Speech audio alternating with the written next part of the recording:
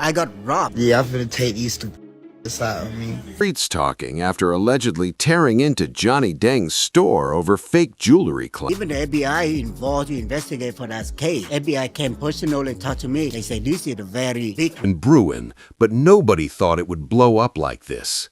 Now, footage circulating, both sides speaking, and the pressure rising. How did it get this far? Let's break it down.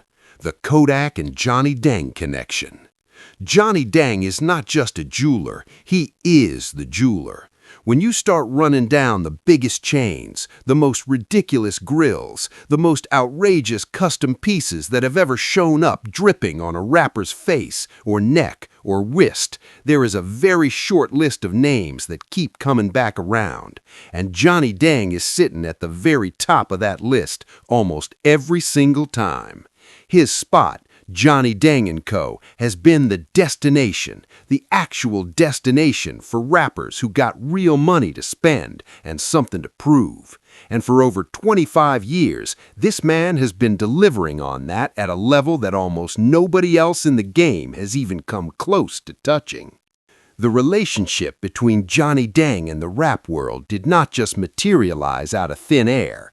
It was built over decades of putting in work that turned a Vietnamese immigrant who touched down in Houston with nothing into the undisputed king of hip-hop jewelry in America. His clientele reads like a who's who of the rap game. Names that have shown up in music videos, on red carpets, on magazine covers, in some of the most viral rap moments the internet has ever produced.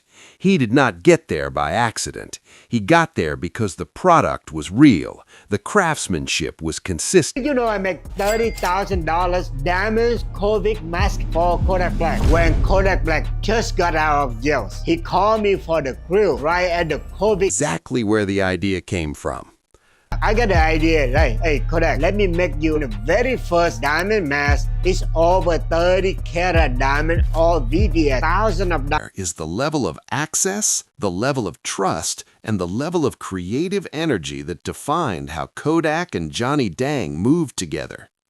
The Kodak mask was just the beginning. The two kept moving together long after that, with Kodak pulling up to Johnny Deng repeatedly for new pieces.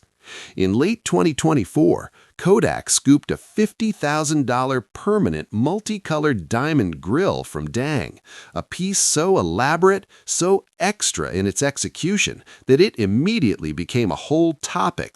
Yeah, I'm finna take these two out of me. In his own words, it was too big, too extra, too flashy for the vibe he was on at that point in time. Go back wall. Go eat big dumb ass. Oh man, like, y'all got kind of brow. Simpler, solid gold slugs. He laughed about it. He called Johnny Deng the king of bling. He kept it moving. Then in May of 2025, Johnny Deng personally flew out to Miami to pull up on Kodak with a fresh set of custom grills, what became known as the Skittles grills, a multicolored gemstone design that Complex covered as one of the best jewelry moments of that entire month. The two linked up, chopped it up, laughed, and the whole collab got documented and celebrated by the culture. That was the state of the Kodak Black and Johnny Deng relationship heading into 2026. No static, no accusations, no beef bubbling under the surface, just one of the longest-running client-jeweler relationships in hip-hop history, operating exactly the way it always had. And then, Sauce Wallah opened his mouth. The footage of Kodak and Johnny Deng together at the shop tells you everything you need to know about the energy between them. When Kodak pulled up to the store, the vibe was loose, celebratory, and dripping with the kind of easy confidence that comes from two people who have built something real together over a long... Man, this is big diamond, look crazy. Yeah. Crazy. This is big money. Yeah. This is what we call honeymoon. Yeah. You need only one GIA diamond to get married. Yeah, he got a whole mile with GIA certified. Two men laughing about GIA-certified diamonds, about honeymoons, about how wild the money looks sitting on somebody's teeth, tells you everything about what Johnny Deng and Kodak Black actually were to each other. They were not two men beefing behind the scenes. They were not client and vendor with some simmering dispute underneath. They were collaborators. They had built genuine love over years of doing real business together at the highest level of the game. That is the foundation this whole story sits on. And what makes the controversy that blew up in 2026 so remarkable is just how far removed it is from everything that foundation actually represents. Saucewalla drops the confession. To understand why the internet went absolutely feral the way it did in the spring of 2026, you gotta go back to March 17th of that year. And you gotta understand what Saucewalla is, what he represents in Houston, and why his words carried enough weight to start shaking the foundation of a 25-year empire in a matter of days. Saucewalla is a Houston rapper, and that distinction matters here more than it would in almost any other context. Houston has its own codes, its own culture, its own unspoken rules around loyalty, around money, around who you are to the people who knew you before the fame hit. And in that world, Johnny Dang was not just some jeweler who happened to be posted up in the city. He was a Houston institution, the jeweler of Houston rap. The relationship between Johnny Dang and the Houston scene was supposed to be untouchable because it was built on something that should have been beyond question. 20 years of business, hundreds of thousands of dollars spent, and a loyalty that Saucewalla believed deeply was supposed to run both ways. On March 17, 2026, Saucewalla hopped on Instagram Live and blew the whole thing up.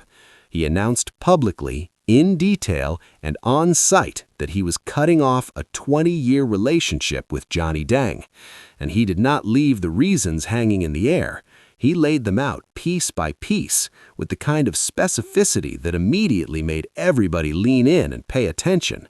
According to Saucewalla, Johnny Dang's team had been moving lab-grown CVD diamonds, chemically vapor-deposited stones that get grown in a laboratory in a matter of weeks, while charging full premium prices for what clients were told were natural VBS diamonds, real stones, the real thing, the kind of product the price tag they were charging for would actually justify.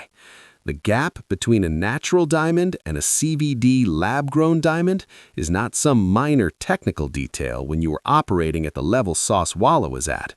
Natural diamonds are formed over billions of years under pressure deep in the earth.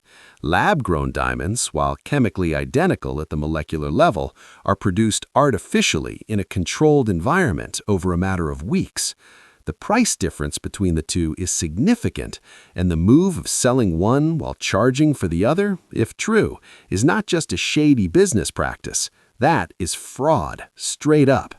Saucewalla did not stop there either. He also accused Johnny Dang's operation of playing favorites with out-of-town celebrities, handing out free or deeply discounted promo pieces to famous names who would be seen in the jewelry publicly, while local clients who had been riding with the brand for years and had spent crazy amounts of money were being treated like they were secondary.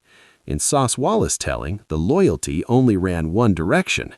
He had dropped over $500,000 with Johnny Dang over the course of their relationship, and what he got back was a team that would not give him what he wanted, the biggest, most over-the-top grill design possible, and he felt like Johnny Dang's team kept landing short of the vision he had in his head.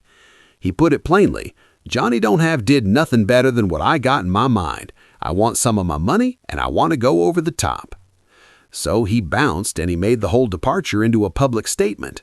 Saucewalla switched his business to a jeweler named Plug Geo, commissioned a grill reportedly valued at over $1 million, and pulled his old Johnny Dang pieces off on camera. A deliberate theatrical severing that was designed to land exactly the way it did.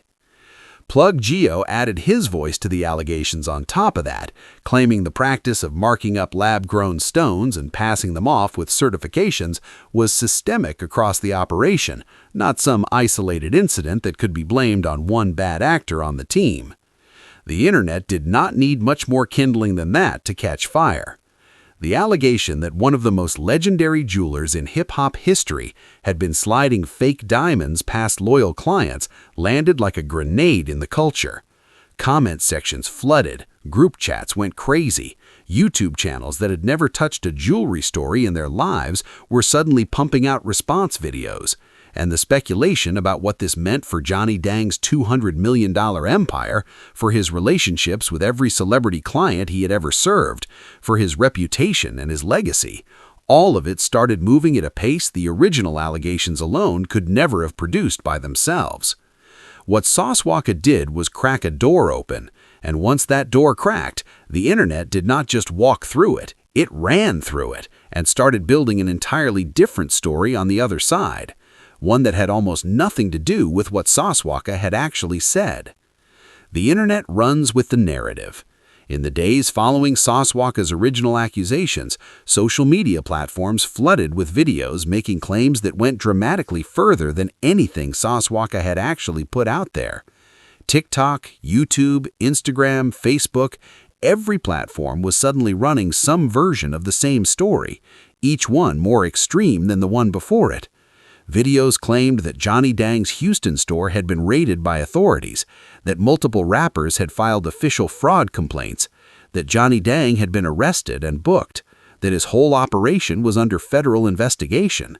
The headlines were constructed to feel urgent, credible, and catastrophic, the kind of language engineered to trigger a very specific reaction in anybody who reads it, one that bypasses critical thinking and goes straight to the gut. This is exactly where Kodak Black's name got pulled into the story, because once the fabricated raid narrative was established and running, older footage of Kodak and Johnny Dang got yanked from its original context and repackaged to fit the new story. The clip of Kodak removing his $50,000 grill on Instagram Live in late 2024, the one where he was laughing and said it was too flashy and that he wanted simpler gold, got clipped and dropped into 2026 videos. The narration in those videos, when you actually sit down and listen to it carefully, does something wild. It admits the truth while drowning it under so much sensational framing that most viewers will scroll past the admission without ever registering what was actually said. One of these videos explicitly says Kodak never said the grill was fake. Not once. He didn't accuse Johnny Dang of scamming him. And it goes further, stating plainly that in 2026, Kodak Black says nothing, not a single post, no vandalism, no store visit, no confrontation, no accusation, nothing connecting Kodak Black to the Saucewalka controversy in any meaningful way beyond the fact that both men had at various points spent their money at the same jeweler. The machine that turned Saucewalka's genuine grievance into a global fraud scandal and then turned a completely unrelated Kodak Black moment into a vandalism story was moving at full speed with no brakes. And the man whose name was on the door of that store, whose legacy was getting demolished one fabricated headline at a time, had not yet said a single word publicly. Johnny Dang fires back with his perspective. Johnny Dang is not somebody who moves in panic. The man who built a $200 million jewelry empire from nothing, who spent 25 years navigating the relationships, the money, the egos, and the volatility of the hip-hop world without torching a single significant bridge, that man does not clap back in the middle of the night. He does not hop on live in a moment of raw emotion and say things he is going to regret when the sun comes up. He measures his response. He constructs it with intention. And when he does speak, he speaks with the deliberateness of someone who knows exactly how much his words weigh when they land. On April 1st, 2026, Johnny Dang dropped an official video across his TikTok, Facebook, and Instagram, and the response was picked up by local outlets, including Fox 26 Houston. The video was not chaotic. It was not defensive in the way that a guilty man gets defensive. It was calm, detailed, and direct, the kind of response only someone who knows the full story from the inside can actually deliver. He addressed the raid allegations first, and he did not sugarcoat it. He called what was circulating online fake and AI-enhanced stories all over social media, from allegations of fraud to even being raided by police. And then he took it further.